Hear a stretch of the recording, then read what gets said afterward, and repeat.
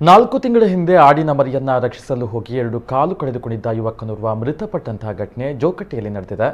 ಮೃತಪಟ್ಟ ಯುವಕನನ್ನ 21 ವರ್ಷದ ಚೇತನ್ ಎಂದು ಗುರುತಿಸಲಾಗಿದೆ. ಆಗಸ್ಟ್ 28ರ ಬೆಳಗ್ಗೆ ಮನೆಯಿಂದ ಹೊರಟ ಚೇತನ್ ಹಳಿಯ ಬಳಿ ಬರುವಾಗ ಒಂದು ಪುಟಾಣಿ ಆಡಿನ ಮರಿ ಹಳಿಯಲ್ಲಿ ಸಿಲುಕಿ ಹಾಕಿಕೊಂಡಿರುವುದನ್ನು ನೋಡಿದ್ದಾನೆ.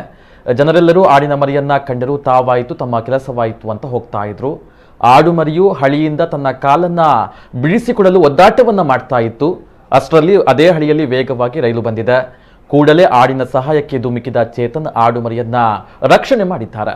ಆದ್ರೆ ದುರದೃಷ್ಟ ಆಡಿನ ಮರಿಯನ್ನ ಹಿಡಿದು ಹಳಿಯಿಂದ ಹೊರ ಹೋಗ್ಬೇಕು ಅನ್ನುವಷ್ಟರಲ್ಲಿ ರೈಲು ಕಾಲಿನ ಮೇಲೆಯೇ ಹರಿದಿದೆ. ಡಿಕ್ಕಿಯಾದ ರಭಸಕ್ಕೆ ಚೇತನ್ ಕಾಲುಗಳು ದೇಹದಿಂದ ಬೇರ್ಪಟ್ಟು ಛಿದ್ರವಾಗಿತ್ತು. ಬಡ ಕುಟುಂಬದ ಹಿನ್ನೆಲೆ ಹೊಂದಿದ್ದ ಚೇತನ್ ಖಾಸಗಿ ಬಸ್ನಲ್ಲಿ ಕ್ಲೀನರ್ ಆಗಿ ದುಡಿತಾ ಇದ್ರು. ಕಳೆದ ಕೆಲವು ದಿನಗಳ ಹಿಂದೆ ಸ್ವಲ್ಪ ಚೇತರಿಸಿಕೊಂಡ ಚೇತನ್ ಅವರನ್ನ ಡಿಸ್ಚಾರ್ಜ್ ಮಾಡಿ ಮನೆಗೆ ಕರೆ ತಂದಿದ್ರು. ಆದರೆ ಮಾನಸಿಕವಾಗಿ ಕುಗ್ಗಿದ ಚೇತನ್ ಊಟ ಸರಿ ಮಾಡದೆ ಇದೀಗ ಇಹಲೋಕವನ್ನ ತ್ಯಜಿಸಿದ್ದಾರೆ.